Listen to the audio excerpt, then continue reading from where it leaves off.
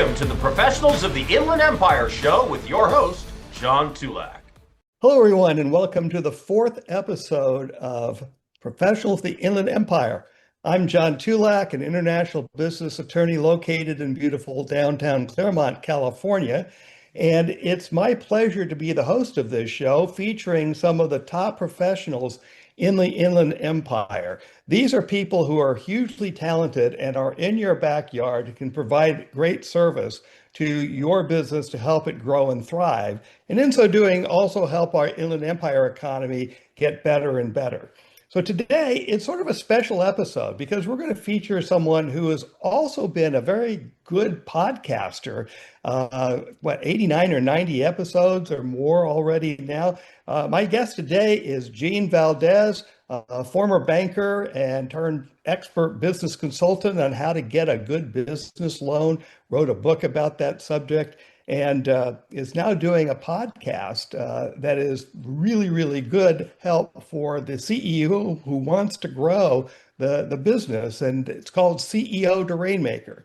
So today, let's welcome Eugene Valdez to Professionals of the Inland Empire of the Loan Doctor, because he helps make your businesses healthier. Welcome, Gene, and all of you sit back and relax now. Help yourself to a nice piece of pie, because here we go. How you doing, Gene? I'm doing good, JT. Do I get my pie? Yeah, you can get your pie afterwards, but you have to sing for the supper first, or at least dessert. Do I have to pay for the cost to get it here? Oh, no. This is free to good home. And you have been a good home to a lot of people on your podcast. Tell us about the podcast. Let's start with that. Well, it's kind of weird, and it's nice of you to ask, John. I won't be too lengthy, but about 4 years ago, I got this idea in my brain, start a podcast. I knew nothing about podcasts, and I just figured, well, who's this voice? Maybe it was God. I don't know. So I started a podcast called CDO to Rainmaker. I didn't know anything about podcasts, and I went through all of the normal startup issues that a lot of the veteran podcasters are now selling to get seminars. And the idea was to focus on small, privately owned businesses, 1 to about 25 million in sales, and help them expand their skill base. Because I believe that the mortality rate for that small business sector is too high. And a lot of it is because the CEOs are not educated enough. They have skills, but they need to be upgraded. And on all fronts, marketing, sales, operations, finance, etc. So it sounds like this is a place to get good, sound business advice on a variety of topics. Yes. And sometimes the shows are, I'm the only speaker, but most of the time I bring in guests who are very well versed in the subject we're talking about. So. Very good. So this is one to check out, ladies and gentlemen. You can never get too much information, too much knowledge. That's why we do podcasts, right? We want to share. So, Gene, you started in banking, and you were a banker for a long time, and you saw everything that would affect a business. And one of the things that I know frustrated you way back when, how many years we go back together, it goes back to the late 80s, early 90s. Yeah.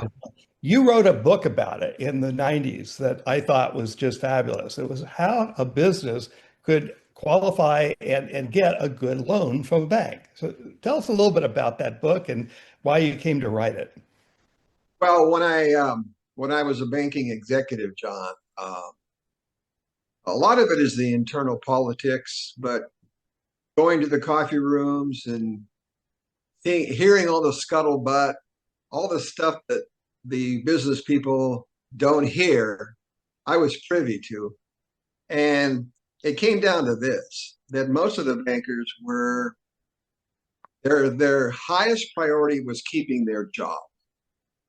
And anything that required risk, they were not going to get involved. And to banks, making a loan is risky. So there were many occasions where I thought there was this, well, the gold-plated company when I was a banker that I wanted to get approved for this customer, and that would get shot down by the bank. So, and I also saw that many of the applicants were not prepared. They didn't know what to do. As an example, they didn't know what bankable meant. They didn't know what they should bring to their meeting. And so that was the essence of the book is, if you want to get a loan approved, a lot of it is pre-planning and anticipate what the bank's going to ask for and already have.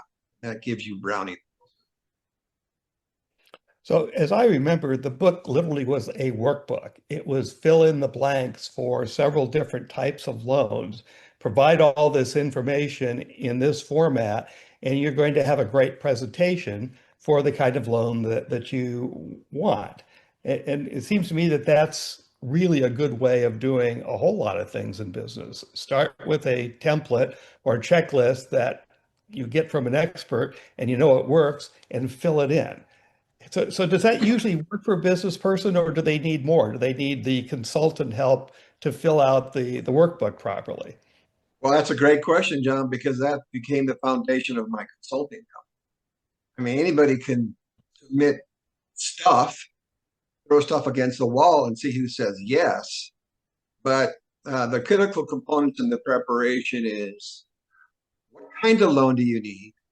What are you going to use the money for? What are the benefits going to be to your company in terms of incremental sales and profits? What is your business model? What's your value proposition? So it was more than just, I need a loan, because the banks are going to take a holistic view at your entire company. And if they find any chinks in the armor, which may have nothing to do with your financials, they're going to turn you down. So that's became the foundation of my company. And I call it knowing the money game, because it is a game. And it worked. Yeah, sorry to interrupt you, but in your consulting, you as the loan arranger literally were walking them through that template for that particular loan to maximize the impact of the presentation, to maximize their opportunity to get that loan. That was essentially the service you provided. Right, right. And the second most important thing is that simultaneously, secret, unless the banks asked, if I was going to represent a client, I had 4 or 5 banks that I was talking to at the same time. And what that did is that created competition. And what that did for my client is it gave them better terms and conditions. I just let them compete against one another. And I wasn't a sleazeball about it, but I just said, if you can lower your rate, my client likes you and you can get the deal. And I kind of was like the in-between of a dating game. And you're generating choices as opposed to there's only one place to go, and if you don't get it from that banker, you're done. So Right. that makes perfect sense to me. There's a mindset, I think, that when you haven't done something before, you can have any number of things why you won't get started. The reasons for procrastination include fear. I don't know what I'm doing. Yeah, that's oftentimes true, but you can get help for that. It's, oh, I got stuck in a workbook and now I don't know what to do. So you give up. There are a lot of reasons like that. The export manual, it's a workbook that the SBA has on the website that you can download and fill out and create an export marketing plan. It's a really good workbook, but rarely does a person ever finish it. They get stuck, and I can tell you exactly where they get stuck. So it seems to me the combination of a workbook and an expert will maximize the chance of getting a business loan, especially when you can take it to more than one source for funding. Love the methodology. Right. And another aspect of that is that I would write sort of an internal banking memo that banks are what they use in the bank in terms of processing it through the system. I already knew what it was like, so I would write that for the client. And so that made it very user-friendly for the banks. All the questions were answered, and it was done quickly. And I, to this day, not to brag, but I have a 90% winning percentage. That's pretty impressive. It's like the old joke about knowing where to kick the photocopy machine so it starts working again, right? Yeah, yeah, yeah, right.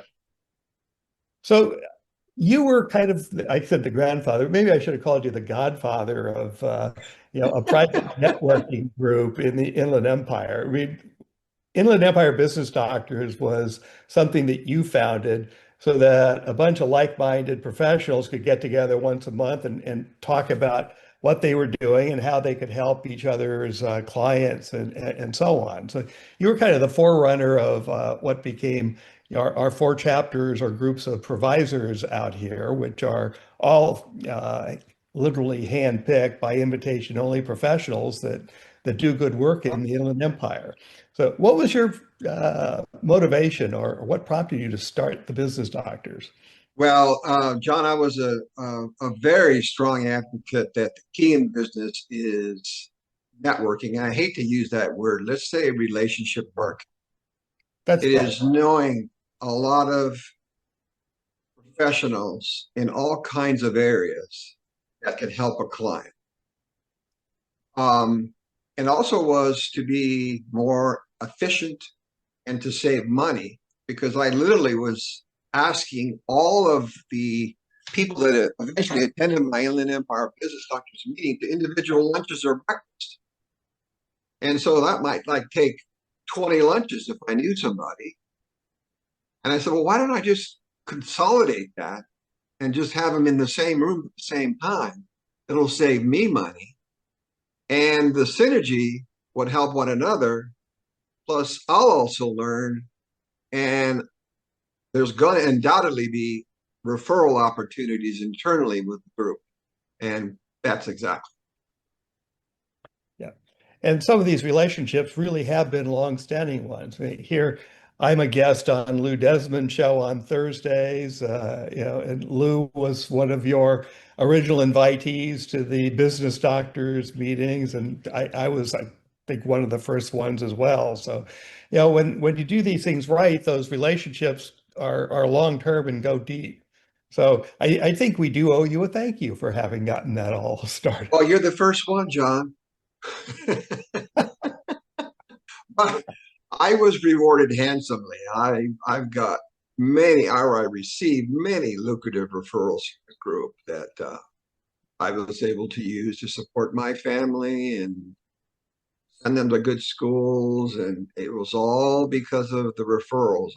At that time, before social media, the only marketing program that I had was referrals from professionals. That's all I did. Referrals from professionals or referrals from happy.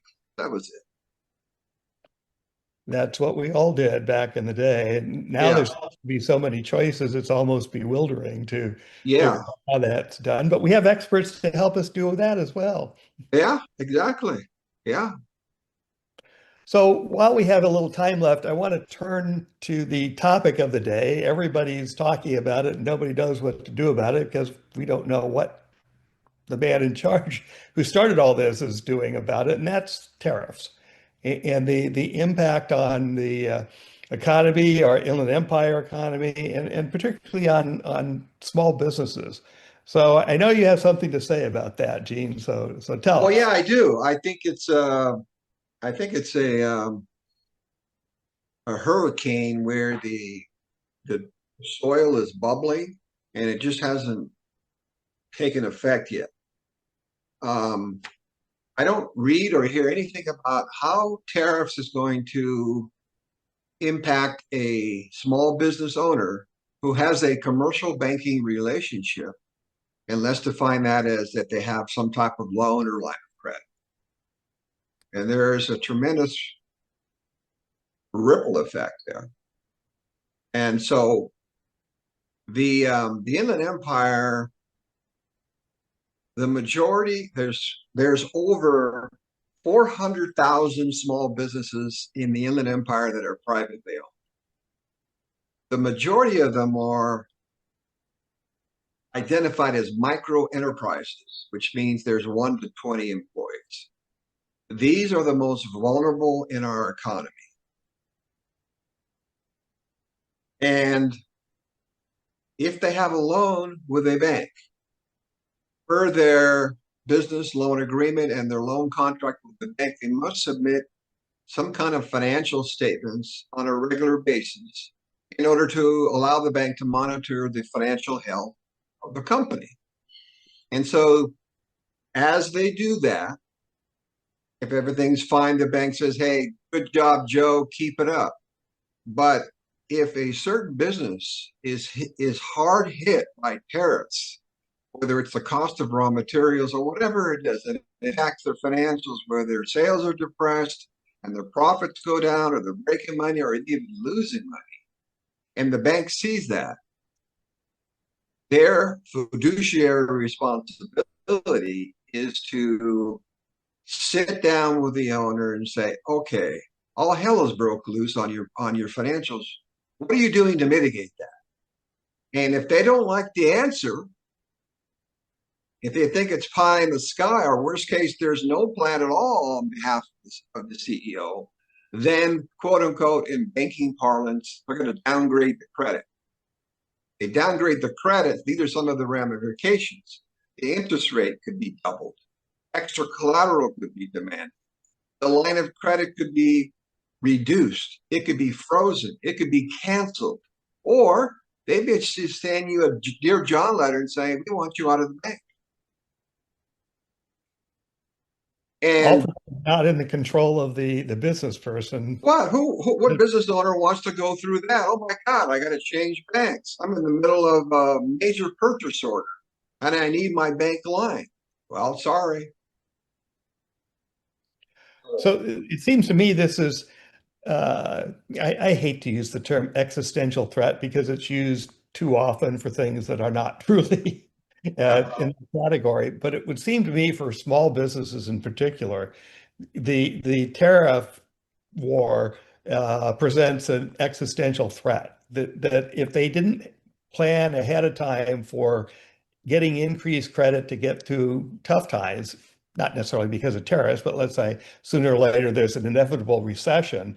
If they haven't gotten their business strong enough to get that credit before they actually need it, they're likely not to get it after they're in trouble, or worse, as you say, they get cut off from what they already do have. Correct. It's a disaster. And there's also a ripple effect. Because let's say a CEO says, okay, the only way I can survive is I have to reduce my payroll. That's my biggest expense item. Okay, all those are jobs lost. Those are men or women with families. They have those jobs now. There's a ripple effect in the local economy, especially in retail trade, because these people don't have jobs. They can't afford to buy anything. They can't go to restaurants. They can't go to movies. They can't buy a car. And so it could get ugly. So how does a small business owner in this situation cope with this? What's your recommendation for what a business owner should do today to be prepared for potentially a worse tomorrow if these tariffs don't go away? The first thing is they need to put a critical eye to their financial statements. And maybe they can sit down with their CPA and figure out what's happening to their numbers. And then behind that, what is causing these numbers? Is it a faulty operating procedure? Is it a marketing plan that doesn't exist? Whatever the case may be, and attempt to fix it. If they can't fix it, they may have to tweak their business model and do business differently. But in any event, they have to have some kind of, let's just call it a recovery model that makes sense, that's in their wheelhouse, that they're capable of executing. And it's like the old saying, remember Blockbusters, what the heck happened to them? They were on top of the world for 5 years. And then this little teeny weeny company, Netflix, showed up. Blockbusters is in 17. Had the chance to buy for what, $60 million or something ridiculous? Right. So they need to plan. They need to take a critical eye. It's really a strategic plan discipline. What am I going to do? How do I model my business in the face of this issue, which is tariffs. Obviously, the first one would be to negotiate with their vendors to see if they can work go and go. Maybe they can raise their prices, maybe not, but all of their operating costs are going to go up because of tariffs. So, and it's the little guys that you have mentioned on a previous show that they have less options. They're the most vulnerable. Right. So do you recommend that they involve their banker early? Should they go in and talk to their banker about foreseeable need? Or Yes, should they kind of work this all out? We certainly have some kind of presentation ready before they go in and talk to the banker, but will the banker help them work through this yes, situation? yes. If they need to be proactive, they can't be reactive. They can't submit financials and then get a phone call from the bank saying, "What the heck is happening with your company?" They need to be proactive. We need to have a meeting with you. My sales are flattening out. It's all tariff related. I'm concerned. I want to lay out my plan for you. Have a plan. And hopefully the bank will buy it. If they don't, then you're going to be dealing with the ramifications that I just alluded to earlier about canceling your line, reducing the line, interest rates doubled, more collateral, co-signers, all kinds. So what about a bigger company, a company that's made it into the middle market? Let's say, 10 million to 200 million, which Small Business Administration still considers small under one definition, at least that I've seen. Do they have more options? Is there a different strategy or approach they should be proactively taking? Yeah, they do. And let's say if you're doing over 50 million in sales, you might be able to bring in some private investors. Um, you might be able to, hook up with some kind of equity firm that will, buy a piece of your company, et cetera, et cetera. But the bigger the business is, the more financing options they have. Sure. The smaller ones don't. Nor do they have the sophistication to know how to do it anyway. Right. And of course, I see this over and over again. It's the do-it-yourself approach. And you get as far as you go until you get yourself in trouble, then you go for help. And that's usually then a much more expensive solution. And sometimes, unfortunately, it's too late. Yeah, I'm a firm believer that professionals should be involved in the business planning, and sometimes helping in the execution. Sometimes it's good to have a skilled negotiator on your side, whether that's a lawyer or a finance person or whoever it might be for the circumstances. Just makes sense to me.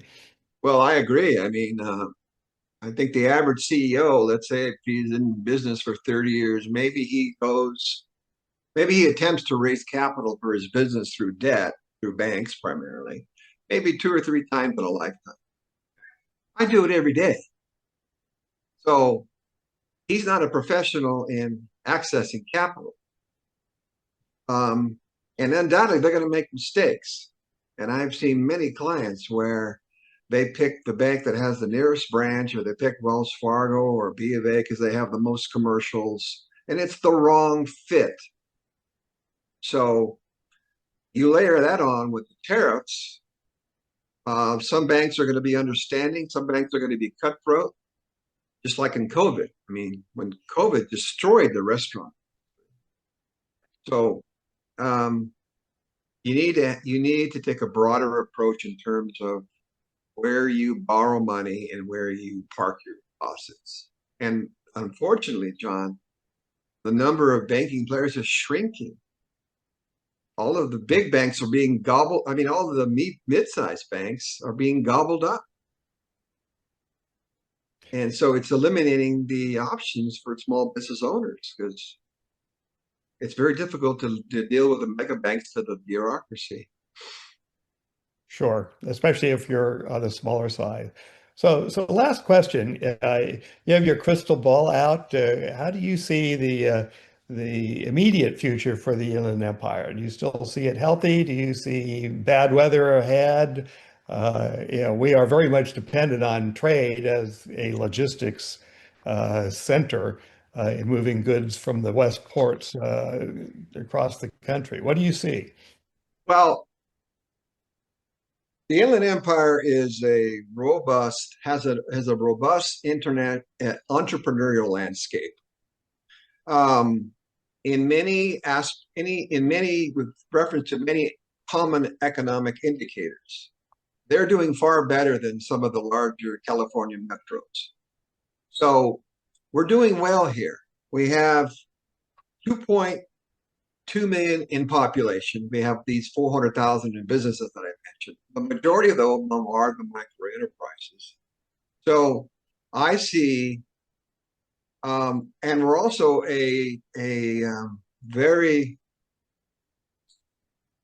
we're a rich climate for startups. But the key is to keep them in business. So in answer to your question, all of these businesses need some type of mentoring or advice to help them. So the same thing the provisors would do would be when your professionals are dealing with clients.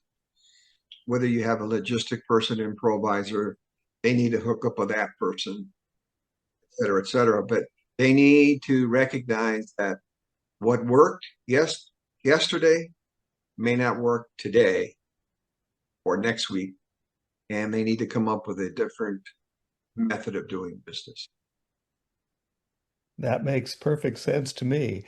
With that, we're going to say goodbye and thank you to Eugene Valdez, our special guest today on Professionals of the Inland Empire.